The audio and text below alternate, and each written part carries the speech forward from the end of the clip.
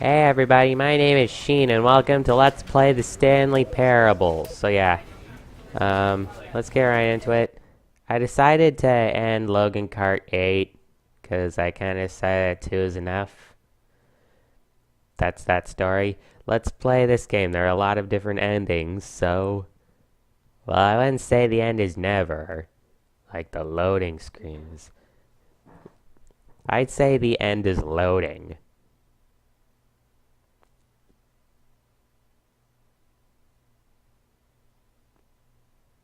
Yeah.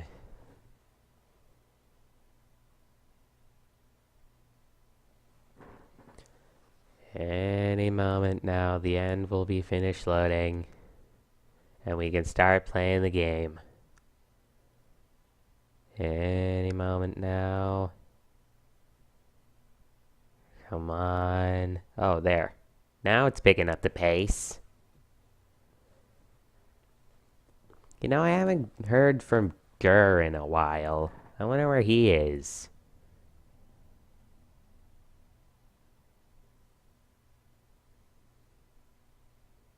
Yeah. Alright. This is the story of a man named Stanley. Stanley worked for a company in a big building where he was employee number 427. Employee number 427's job was simple. He sat at his desk in room 427 and he pushed buttons on a keyboard. Orders came to him through a monitor at his desk, telling him what buttons to push, how long to push them, and in what order. This is what employee 427 did every day of every month of every year. And although others might have considered it soul-rending, Stanley relished every moment that the orders came in, as though he had been made exactly for this job. And Stanley was happy. That was a bit of a glitch there. And then one day, something very peculiar happened. Something that would forever change Stanley. Something he would never quite forget. He had been at his desk for nearly an hour when he realized that not one single order had arrived on the monitor for him to follow. No one had showed up to give him instructions, call a meeting, or even say hi. Never in all his years at the company had this happened. This complete isolation. Yeah. Something was very clearly wrong. Shocked, frozen solid, Stanley found himself unable to move for the longest time. But as he came to his wits and regained his senses, he got up from his desk and stepped out of his office. Alright, so this is the game. We have to find the co-workers. All of his co-workers were gone. What could it mean? Stanley decided to go to the meeting room. Perhaps he had simply missed a memo. Also, I just realized if you switch around the 2 and the 4, then you get 24/7.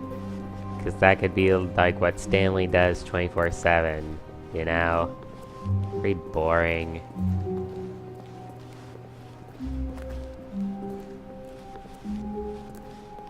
So yeah. When Stanley came to a set of 2 open doors, he entered the door on his left.